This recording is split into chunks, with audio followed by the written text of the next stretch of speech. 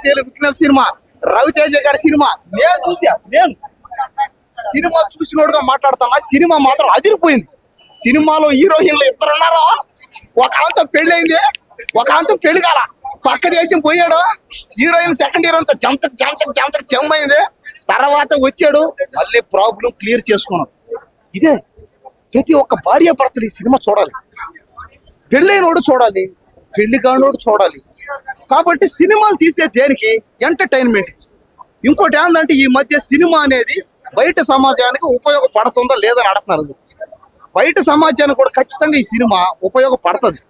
మీకు ఇలాంటి సమస్య వచ్చినా ఈ సమస్య మీరు ఎలా క్లియర్ చేసుకోవాలనేది ఈ సినిమా.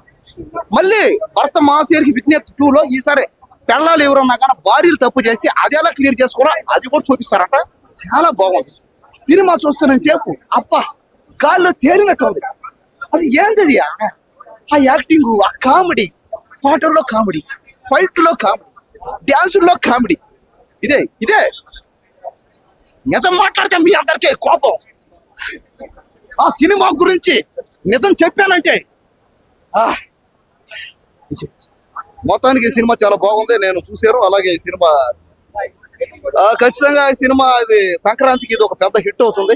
ఈ సినిమాలో ఒకటే కామెడీ, ఆ కామెడీ టైమింగ్స్ కూడా చాలా బాగున్నాయి. అలాగే ఆ డ్యాన్సులు చాలా బాగున్నాయి. రవితేజ గారి సినిమా ఎప్పుడు వచ్చినా కూడా దాంట్లో పాటలు ఉంటాయి, డ్యాన్సులు ఉంటాయి, కామెడీ ఉంటది, ఒక పక్క రొమాన్స్ ఉంటది, ఒక పక్క జంతికి జమ్ ఉంటది, ఒక బంచికి బొమ్మ ఉంటది.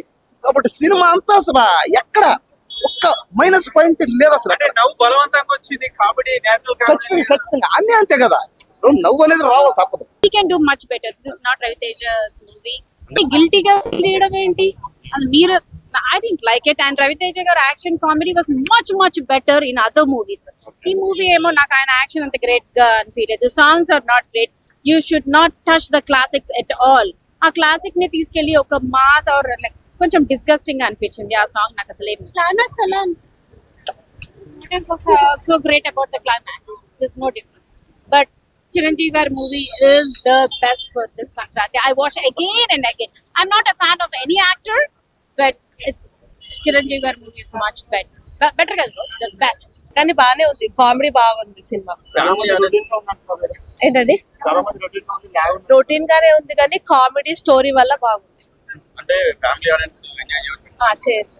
భర్త మహాశయులకి విజ్ఞప్తి cinema, time pass cinema. Time pass అంటే భర్తకు పెళ్ళైన తర్వాత ఇంట్లో పెళ్ళ ఉన్నాక కూడా ఇంకొక అమ్మాయి తోటి టైం పాస్ పోతాడు కదా, సేమ్ బయట ఎట్లా ఉంటుందో లోపల కూడా గట్టిగా ఉన్నది. టైం పాస్ కోసం చూడొచ్చు. మెసేజ్ అయితే ఏం లేదు, అది జనరల్ గా రియల్ గా మనం కూడా పోతాం కదా, పెళ్ళి అయితే పక్కకు పోతాం కదా, సేమ్ రవితేజ సినిమా కూడా గట్టిగా ఉన్నది అన్న. సాంగ్స్ వాము అయ్యే సాంగ్ బాగున్నది, ఫైట్ మామూలుగానే ఉన్నాయి. మెసేజ్ అయితే పెద్దగా ఏం లేదు. ఇక ఇంట్లో పూరి ఉంటే పక్కన చపాతి కోసం పోతారు కదా అబ్బాయిలు, అది పరిస్థితి. పాట అయితే బాగుంది, వాము అయ్యే సాంగ్ బాగున్నది. టైం పాస్ సినిమా అన్న మ్యూజిక్ బాగుంది.